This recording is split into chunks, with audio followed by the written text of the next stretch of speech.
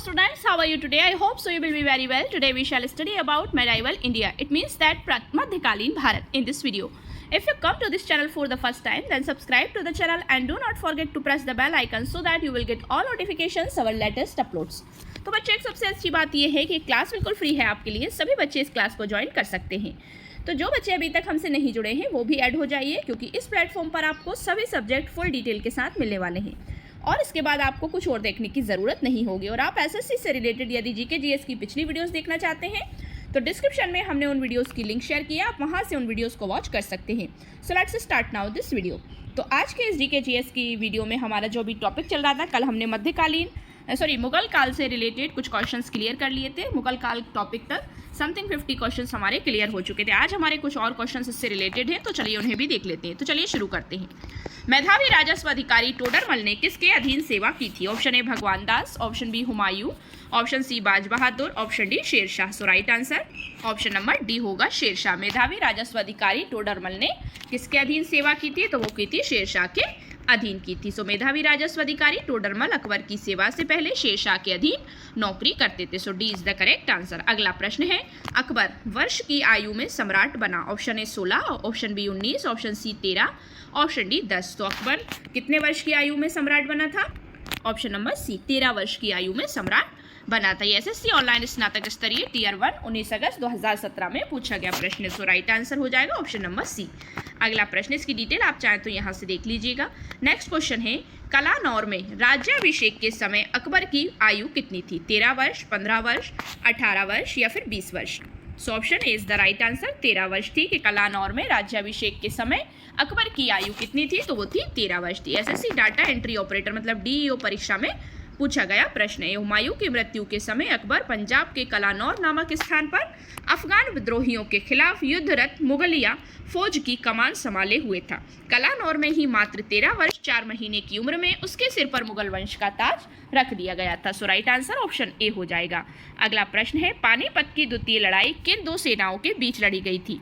Option A Babar तथा लोधी साम्राज्य, option B Babar तथा राणा सांगा, ऑप्शन सी अकबर तथा हेमू, ऑप्शन डी अकबर तथा मेवाड़ के राणा। सो राइट आंसर होगा इसका ऑप्शन नंबर सी अकबर तथा हेमू। पानीपत की द्वितीय लड़ाई किन दो सेनाओं के बीच लड़ी गई थी? तो ऑप्शन नंबर सी अकबर तथा हेमू के बीच लड़ी गई थी। SSC online CPO SI tier 1 में पूछा गया प्रश्न 2 जुलाई 2017 को। So C is the right answer. Next question, Mahabharata का फारसी में अनुवाद किसने किया था? Option A Badayuni, option B Abul Fazal, option C Ibn Battuta, option D Babur. So right answer क्या होगा? Option number A Badayuni. Mahabharata का फारसी में अनुवाद किसने किया था? बदायूनी ने किया था। अगला प्रश्न है, रामायण का अनुवाद फारसी में किसने किया था? Option A Abul Fazal, option B Badayuni, option C Abdul Latif, option D Ishwar Das. So right answer option number B हो जाएगा बदायूनी। रामायण का अनुवाद फारसी में किसने किया था? तो वो बदायूनी ने किया था। ये प्रश्न एसएससी सीपीओ यानी कि सेंट्रल पुलिस ऑर्गेनाइजेशन परीक्षा 2011 में पूछा गया प्रश्न है। तो इसका आंसर ऑप्शन बी राइट होगा। रामायण का फारसी में अनुवाद 1589 ईस्वी में अब्दुल कादिर बदायूनी ने किया था। बदायूनी अकबर के महत्वपूर्ण दरबारी इतिहासकारों में से एक था। वे बदायूं का रहने वाला था। उसने मुंतखब उल तवारीख नामक ग्रंथ की रचना की थी। वह एक कट्टर मुसलमान था। उसने प्रत्येक चीज को शरअ के तराजू पर तौला। So B is the right answer. Next question, निम्नोक्त में से किसने अकबर की जीवन कथा लिखी थी? Option A Abul Fazal, option B Faizi, option C Abdul Nabi Khan, option D Birbal. So right answer क्या होगा?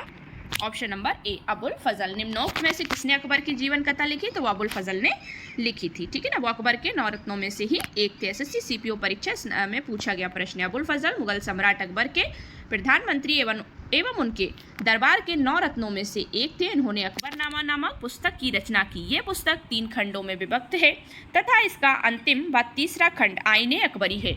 अबुल फजल ने पंचतंत्र का फारसी अनुवाद अनवार ए सुहेली के नाम से किया था। सो राइट आंसर ए हो जाएगा। अगला प्रश्न है, आईने अकबरी पुस्तक का लेखक कौन है? Option A Akbar, option B Abul Fazal, option C Firdausi, option D Jahangir. So right answer होगा इसका ऑप्शन नंबर बी। आईने अकबरी पुस्तक किसने लिखी थी? अबुल फजल ने लिखी थी। सो राइट आंसर बी हो जाएगा। अकबरनामा किसने लिखा था? सो वेरी इंटरेस्टिंग क्वेश्चन है। अभी अभी हमने पढ़ा है अकबर, बीरबल, अबुल फजल या भगवान दास। सो अकबरनामा भी किसने लिखा था? अबुल फजल के द्वारा ही लिखा गया था, जो कि अकबर के 9 रत्नों में से एक थे, जो उनके प्रधानमंत्री थे। एसएससी सीपीओ परीक्षा 2009 में पूछा गया प्रश्न। सी इज द राइट आंसर। वह प्रसिद्ध जैन विद्वान कौन था जिसका अकबर बहुत सम्मान करता था? Option A Hemchandra, option B Harivijay, option C Vastupal, option D Bhadrabahu.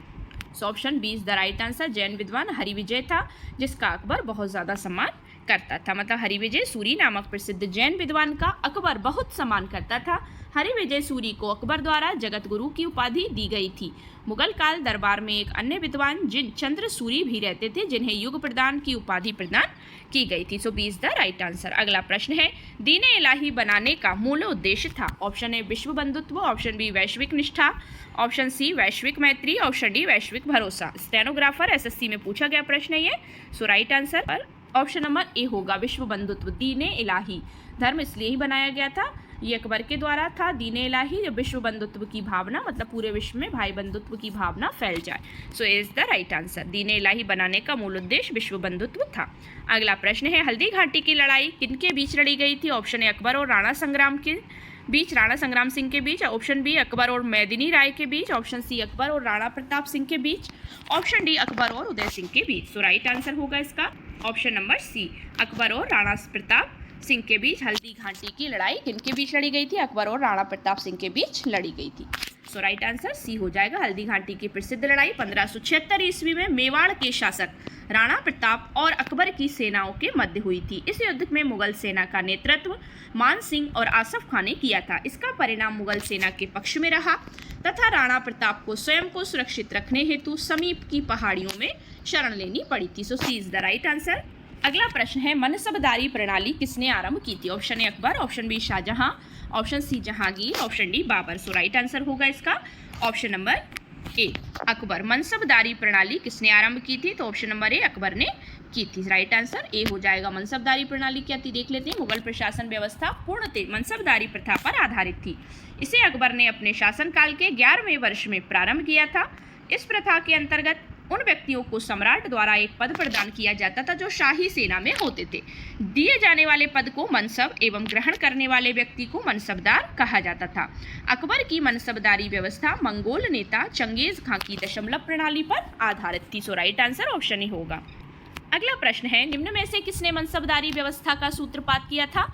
Option A Shahjahan, option B Shershah, option C Akbar, option D Jahangir. So right answer होगा इसका ऑप्शन नंबर सी के निम्न में से किसने मनसबदारी व्यवस्था का सूत्रपात किया? तो वो अकबर ने ही किया था। C is the correct answer. Next question, Fatehpur Sikri का निर्माण किसने करवाया था? Option A Akbar, option B Shershah, option C Shahjahan, option D Babur. Akbar ने ही करवाया था। अकबर द्वारा ही फतेहपुर सीकरी का निर्माण करवाया गया था। यह स्टेनोग्राफर परीक्षा में पूछा गया प्रश्न। देख लेते हैं इसकी डिटेल। उत्तर प्रदेश के आगरा क्षेत्र में स्थित फतेहपुर सीकरी का निर्माण मुगल शासक अकबर ने करवाया था। यह हिंदू और मुस्लिम वास्तुशिल्प के मिश्रण का सर्वश्रेष्ठ उदाहरण है। So A is the correct answer. Next question, निम्नलिखित में से किसने फतेहपुर सीकरी के पंचमहल का निर्माण करवाया था? फतेहपुर सीकरी का जो पंचमहल है उसका निर्माण किसने करवाया था? Option A Akbar, option B Jahangir, option C Shahjahan, option D Aurangzeb. So right answer option number A होगा, अकबर। ठीक है ना। निम्नलिखित में से फतेहपुर सीकरी का जो पंचमहल है उसका निर्माण भी अकबर के द्वारा ही करवाया गया था। अकबर ने आगरा से 36 किलोमीटर दूर फतेहपुर सीकरी में, मतलब आगरा से इसकी दूरी कितनी है? 36 किलोमीटर की। सीकरी में 1572 में ईस्वी में एक राजमहल सह किले का निर्माण आरंभ किया। ये 8 वर्षों में बनकर तैयार हुआ था। इसमें जोधाबाई महल, पंचमहल, स्वर्ण महल अथवा सुनहला मकान, दीवाने आम, दीवाने खास, मरियम की कोठी, बीरबल कोठी आदि प्रमुख है। राइट आंसर ए होगा। नेक्स्ट क्वेश्चन, निम्नलिखित में से कौन सा एक फतेहपुर सीकरी में स्थित नहीं है? Option A Panchmahal, option B Moti Masjid, option C Salim Chishti का मकबरा, option D Mariam palace. So option B जो है मोती मस्जिद जो है ना वो फतेहपुर सीकरी में स्थित नहीं है। बाकी ये 3 पंचमहल, सलीम चिश्ती का मकबरा, मरियम पैलेस, ये फतेहपुर सीकरी में ही स्थित है।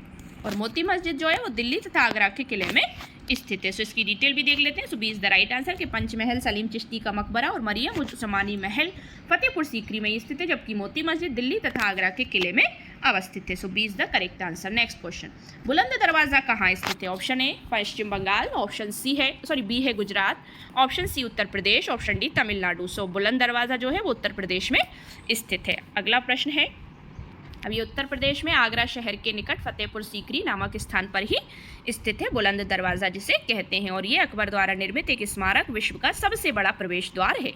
अगला प्रश्न है, अकबर अपना धार्मिक विचार विमर्श कहाँ करता था? Option A Jodhabai Mahal, option B Panchmahal, option C Ibadat Khana, option D Buland Darwaza. So right answer option number C होगा कि अकबर जो था अपना धार्मिक विचार विमर्श कहाँ करता था, तो वो करता था इबादत खाने में। ठीक है, अब अकबर की धार्मिक और आध्यात्मिक रुचि के परिणाम स्वरूप फतेहपुर सीकरी में इबादत खाना की स्थापना 1575 ईस्वी में की गई थी। अगला प्रश्न है, प्रयागनगर को इलाहाबाद अल्लाह का नगर नाम किसने दिया था? औरंगजेब, अकबर, शाहजहां या Bahadur Shah Zafar. So B is the right answer. Akbar Prayagnagar को इलाहाबाद अल्लाह का नगर नाम किसने दिया था? तो अकबर ने दिया था। So option B is the right answer. Prayagnagar को इलाहाबाद अल्लाह का नगर नाम मुगल शासक अकबर ने दिया। यहाँ अकबर ने गंगा यमुना के तट पर एक किले का निर्माण कराया जिसे इलाहाबाद का किला कहते हैं। So B is the correct answer. अगला प्रश्न है, अकबर के आरंभिक दिनों में उसका रीजेंट कौन था? Option A Abul Fazal, option B Bairam Khan, option C Tansen, option D Todarmal. So right answer option number B होगा, बैरम खां। अकबर के आरंभिक दिनों में उसका रीजेंट कौन था? तो वो था बैरम खां। अकबर के आरंभिक दिनों में उसका संरक्षक या रीजेंट बैरम खां था। पानीपत के द्वितीय युद्ध 1556 ईस्वी में बैरम खां के नेतृत्व में ही मुगल सेना ने हेमू के नेतृत्व वाली अफगान सेना को हराया था। वस्तुतः वे 1556 से 1560 ईस्वी तक मुगल साम्राज्य का वास्तविक कर्ता धर्ता बना रहा। So B is the correct answer. अगला प्रश्न है, अकबर का अभिरक्षक कौन था? Option A Bairam Khan, option B Tansen, option C Abul Fazal, option D Amir Khusro. So right answer option number A होगा, बैरम खां। अकबर का अभिरक्षक कौन था? सो वो था बैरम खां। अगला प्रश्न है, निम्नलिखित में से किस शासक ने जजिया समाप्त कर दिया था? Option A Aurangzeb, option B Jahangir, option C Akbar, option D Balban. So right answer होगा इसका ऑप्शन नंबर सी, अकबर ने ही जजिया कर को समाप्त किया था। मुगल सम्राट अकबर ने 1564 ईस्वी में जजिया कर समाप्त कर दिया।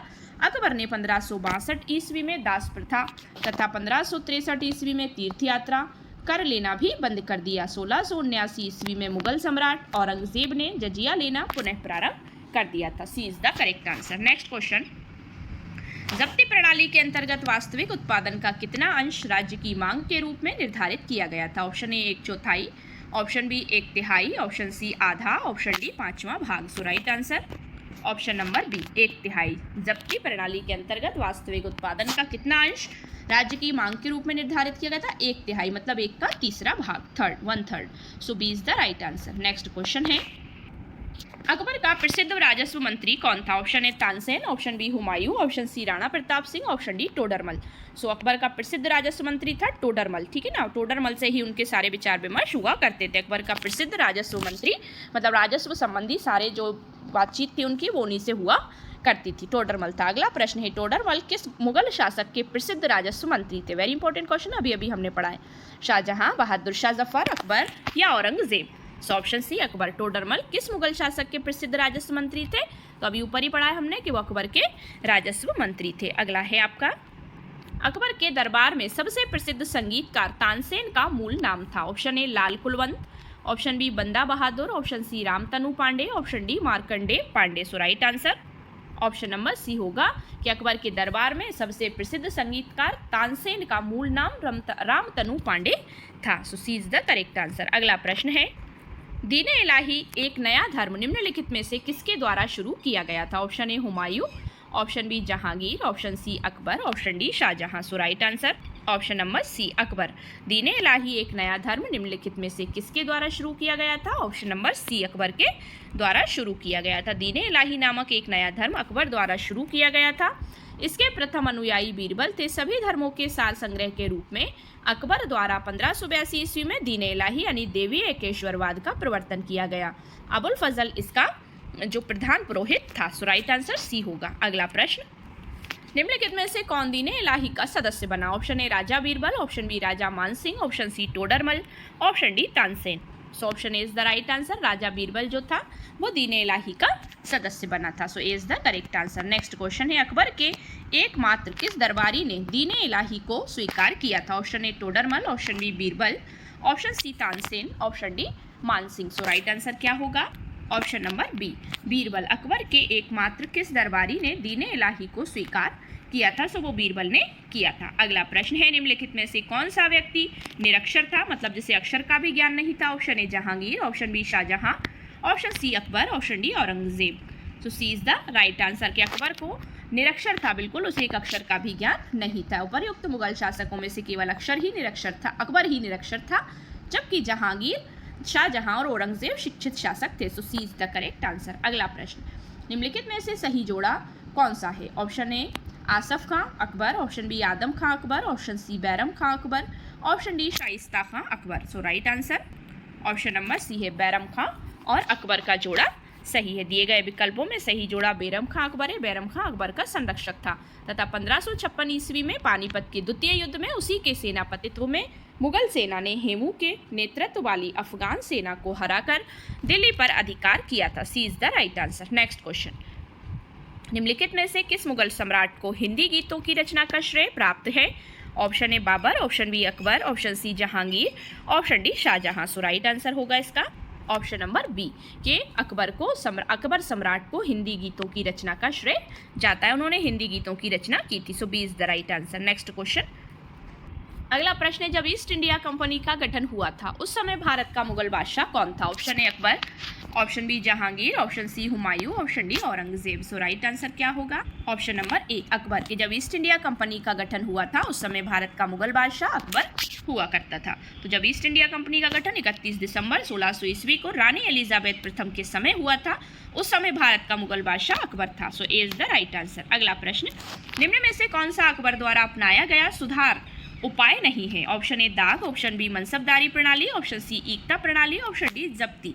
सो right answer option number C हो जाएगा कि एकता प्रणाली अकबर द्वारा अपनाया गया सुधार उपाय नहीं है, ये एकता प्रणाली। अगला प्रश्न, शासनकाल में तुलसीदास ने रामचरितमानस लिखी थी? Option A Babar, option B Akbar, option C Aurangzeb, option D Jahangir. So right answer होगा इसका option number B Akbar. Akbar के शासनकाल में तुलसीदास जी ने रामचरितमानस को लिखा था। तो राम भक्ति शाखा के कवि तुलसीदास ने अकबर के शासनकाल में 1574 ईस्वी संवत 1631 में रामचरितमानस की रचना आरंभ की। मुगल शासक अकबर का शासनकाल 1556 ईस्वी से 605 ईस्वी तक था। So B is the correct answer. Next question, Tulsidas ने रामचरितमानस किसके शासनकाल में लिखी थी? सो ऐसे भी क्वेश्चन आ जाता है, इसमें डबल हो गया है, रिपीट। सो ये क्वेश्चन रिपीट हो गया, आंसर आप समझ गए होंगे। अकबर शासनकाल में लिखी थी। जहांगीर का अर्थ क्या है? ऑप्शन ए राष्ट्र का अधिपति, ऑप्शन बी महाअधिपति, ऑप्शन सी विश्व विजेता, ऑप्शन डी शतयुद्धों का नायक। So option number C Jahangir का अर्थ है विश्व विजेता। ठीक है ना, मतलब जो विश्व पर विजय प्राप्त कर ले, विश्व विजेता। सी इज द करेक्ट आंसर, ये जहांगीर का अर्थ होता है। इसकी डिटेल देख लेते हैं। इंटरेस्टिंग क्वेश्चन है कि जहांगीर का शाब्दिक अर्थ विश्व विजेता होता है। अकबर के पुत्र सलीम ने 605 ईस्वी में बादशाह बनने पर नूरुद्दीन मोहम्मद जहांगीर बादशाह गाजी की उपाधि धारण की थी। अगला प्रश्न है, नूरजहां किस मुगल शासक की पत्नी थी? सो वेरी सिंपल क्वेश्चन है। Option A Babar, option B Akbar, option C Shahjahan, option D Jahangir. So right answer Nurjahan जो थी वो जहांगीर की पत्नी थी। So D is the correct answer. Nurjahan Mughal बादशाह जहांगीर की पत्नी थी। उनका मूल नाम मेहरुन्निसा था। नूरजहां ने नूरजहां गुट का निर्माण किया था। So D is the right answer. अगला प्रश्न, निम्न में से किन मुगल सम्राटों ने स्वयं अपनी आत्मकथा लिखी है, मतलब अपनी ऑटोबायोग्राफी? ऑप्शन है शाह आलम और फर्रुखशियर, ऑप्शन बी बाबर और जहांगीर, ऑप्शन सी जहांगीर और शाहजहां, ऑप्शन डी अकबर और Aurangzeb. So right answer option number B हो जाएगा, बाबर और जहांगीर। निम्न में से किन मुगल सम्राटों ने स्वयं अपनी आत्मकथा लिखी? तो बाबर और जहांगीर ने लिखी थी। बाबर और जहांगीर ने स्वयं अपनी ऑटोबायोग्राफी यानी कि आत्मकथा लिखी थी। बाबर ने तुर्की भाषा में अपनी आत्मकथा बाबरनामा की रचना की, उसे बाबरनामा भी कहा गया, तथा जहांगीर ने फारसी भाषा में तुजुक जहांगीरी लिखी।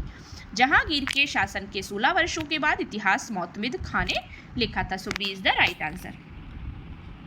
अगला प्रश्न है, चित्रकारी किसके शासनकाल के दौरान अपने उच्चतम स्तर पर पहुंची? Option A Akbar, option B Aurangzeb, option C Jahangir, option D Shahjahan. So right answer option number C Jahangir. चित्रकारी किसके शासनकाल के दौरान अपने उच्चतम स्तर पर पहुंची? ऑप्शन नंबर सी मतलब जहांगीर के शासनकाल के दौरान। मुगल सम्राटों में जहांगीर के समय में चित्रकारी अपने उच्चतम स्तर पर पहुंच चुकी थी। So C is the right answer. Next question, England के तत्कालीन राजा जेम्स प्रथम द्वारा जहांगीर के शाही दरबार में राजदूत के रूप में निम्नलिखित में से किसको भेजा गया था? Option A John Hawkins, option B William Todd, option C है ऑप्शन सी है sir Thomas Roe, option D है सर वॉल्टर रेले।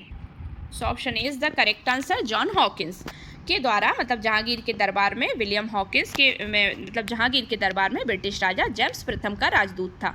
ये शाही दरबार में 1608 से 1611 ईस्वी यानी कि 3 वर्ष तक राजा रहा या 3 वर्ष तक रहा। सम्राट जहांगीर ने उसे 400 का मनसब प्रदान किया था। So is the right answer. अगला प्रश्न, किस मुगल शहंशाह ने तंबाकू के प्रयोग का निषेध किया? Option A Mohammad Shah, option B Babur, option C Jahangir, option D Aurangzeb.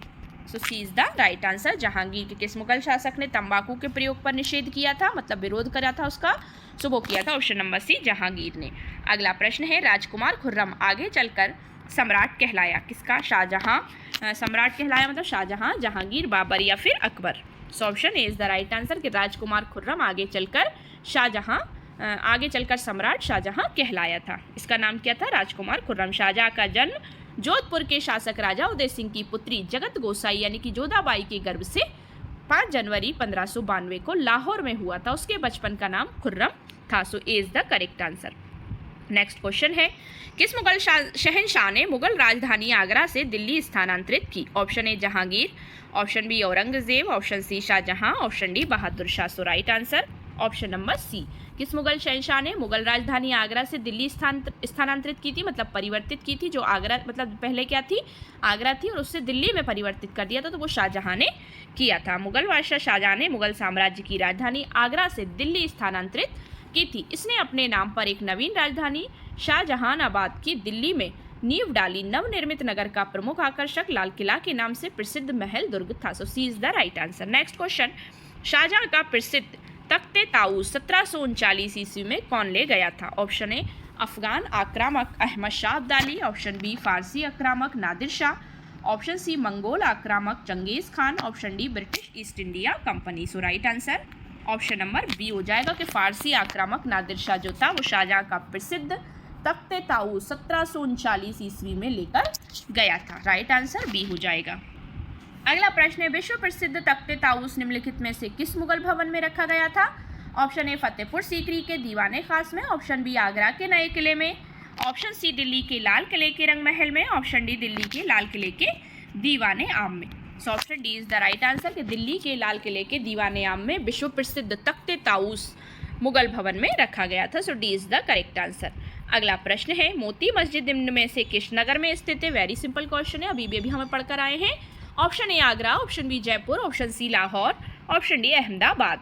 Option number A Moti Masjid जो है वो आगरा में स्थित है, आगरा नगर में स्थित है। एसएससी एमटीएस परीक्षा में पूछा गया प्रश्न है ये। So is the right answer.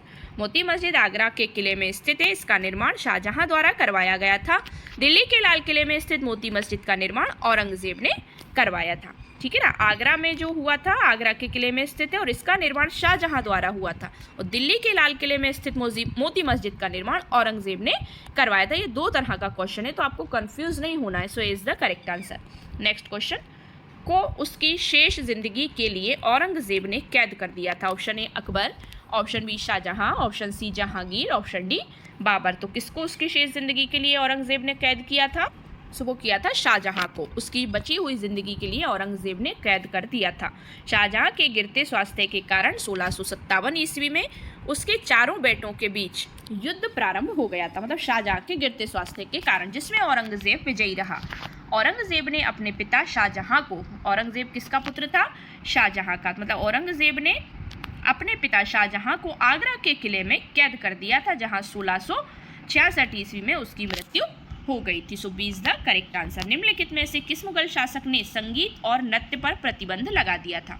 Option A Babur, option B Humayun, option C Aurangzeb, option D Jahangir. So right answer option number C is the correct. Aurangzeb, मतलब किस मुगल शासक ने संगीत और नृत्य पर प्रतिबंध लगाया था? तो वो लगाया था ऑप्शन सी औरंगजेब ने। एसएससी सीपीओ परीक्षा में पूछा गया प्रश्न है। सो राइट आंसर सी हो जाएगा।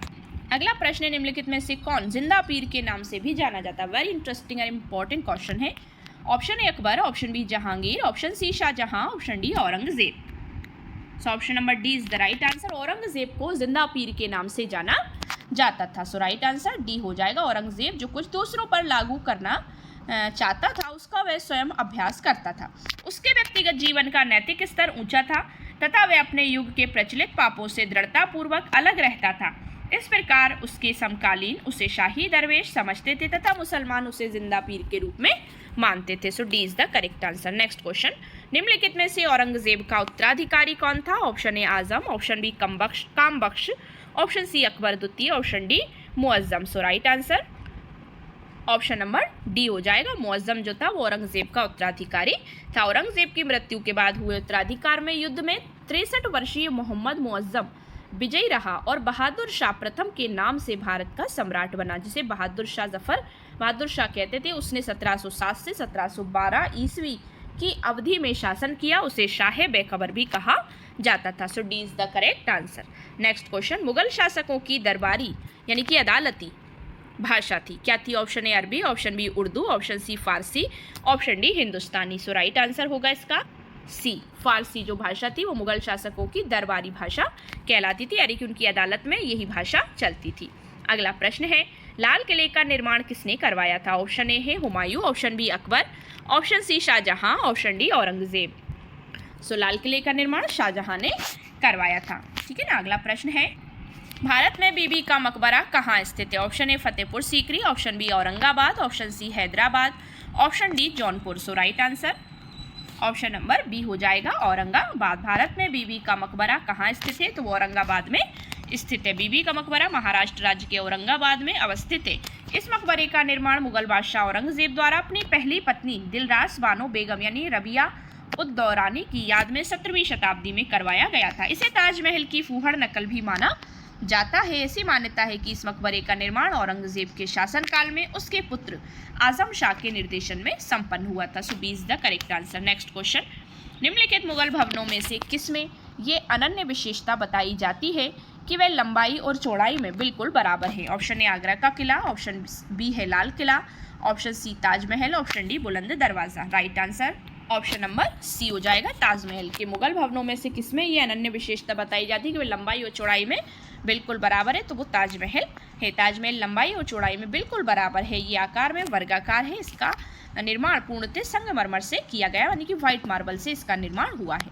अगला प्रश्न, ताजमहल किसके द्वारा बनवाया गया था? वेरी सिंपल क्वेश्चन है, जहांगीर, शाहजहां, शेरशाह या नादिर शाह। तो ताजमहल जो था वो शाहजहां के द्वारा अपनी पत्नी मुमताज महल की स्मृति में यानी कि उनकी याद में बनवाया गया था। So B is the correct answer. ये 171 मीटर की ऊंचाई पर अवस्थित यानी कि ताजमहल का निर्माण मुगल सम्राट शाहजहां ने अपनी पत्नी मुमताज महल की याद में आगरा में करवाया था। 1653 ईस्वी में ये बनकर तैयार हुआ। इस मकबरे का रूपांकन वास्तुकार उस्ताद अहमद लाहौरी ने किया था। ये मुगल वास्तुशैली में निर्मित है। So B is the correct answer. अगला प्रश्न, ताजमहल के वास्तुकार कौन थे? Option A Ustad Ahmad Lahori, option B Norman Foster, option C Henry Irwin, option D Ustad Ghani Utbuddin. So A is the right answer. Taj Mahal के वास्तुकार उस्ताद अहमद लाहौरी थे। ताजमहल भारत के आगरा शहर में स्थित एक विश्व धरोहर मकबरा है। इसका निर्माण मुगल सम्राट शाहजहां ने अपनी पत्नी मुमताज महल की याद में करवाया था। ताजमहल के जो वास्तुकार हैं वो उस्ताद अहमद लाहौरी थे। So is the correct answer. Next question, Taj Mahal के बारे में निम्नलिखित में से कौन सा तथ्य सही नहीं है? ऑप्शन ए ये एक भव्य मकबरा है, ऑप्शन बी इसका निर्माण शाहजहां ने किया था, ऑप्शन सी ये आगरा फोर्ट के बाहर स्थित है, मतलब आगरा के किले के बाहर स्थित है, ऑप्शन डी इस पर उन कारीगरों के नाम उत्कीर्ण है जिन्होंने इसका निर्माण किया था। ऑप्शन है right, D is the correct. मतलब इसमें से ये तथ्य जो है वो सही नहीं है कि उस पर कोई कारीगरों के नाम उत्कीर्ण नहीं है, मतलब लिखे नहीं है। सो ये डी कथन जो है वो सही नहीं है। ताजमहल पर कुरान की आयतें उत्कीर्णित हैं। इस पर उत्कीर्णन का कार्य अमानत खां शिराजी ने किया था। इनका नाम ताजमहल के एक द्वार पर अंत में उत्कीर्णित है, किंतु कारीगरों के नाम इस पर उत्कीर्णित नहीं है, मतलब छपे हुए नहीं है। So D is the correct answer. अगला प्रश्न है, निम्नलिखित का मिलान कीजिए। स्मारक दिए एक तरफ और एक तरफ दिए उनके शासक। आगरा का किला शेरशाह लिखा है, ताजमहल अकबर लिखा है, पुराना किला शाहजहां लिखा है। ऑप्शन है इसके ए बी सी। ए का मतलब बी और सी है, ऑप्शन बी है B C A, option C C B A, option D C A B. So right answer option B हो जाएगा कि बी सी और ए सही है। पहले बी आएगा, फिर सी आएगा, फिर ए आएगा। ठीक है ना। So option number B is the right answer. सही सुमेलन ये है, आगरा का किला अकबर ने बनवाया था, ताजमहल शाहजहां के द्वारा बनवाया गया, पुराना किला शेरशाह के द्वारा बनवाया गया। So B is the correct answer. आज के वीडियो का हमारा लास्ट क्वेश्चन है, दिल्ली की जामा मस्जिद किस सदी में बनाई गई थी? ऑप्शन ए 15वीं, ऑप्शन बी 16वीं, ऑप्शन सी 17वीं, ऑप्शन डी 18वीं। सो इसका राइट आंसर हो जाएगा ऑप्शन नंबर सी 17वीं सदी में बनाई गई थी। दिल्ली की जामा मस्जिद जो है वो 17वीं सदी में बनाई गई थी। So C is the correct answer. सो ये थी हमारी 60 क्वेश्चन की very very important class. I hope so आपको वीडियो पसंद आया होगा। अगर वीडियो पसंद आया सो वीडियो को लाइक शेयर करिए, चैनल को सब्सक्राइब कर लीजिए। सब्सक्राइब करते वक्त बेल आइकन प्रेस करना बिल्कुल ना भूलें, जिससे कि आप हमारी कोई भी लेटेस्ट अपलोड को मिस ना करें। Thanks for watching my video and see you again with the next video. Thank you so much once again.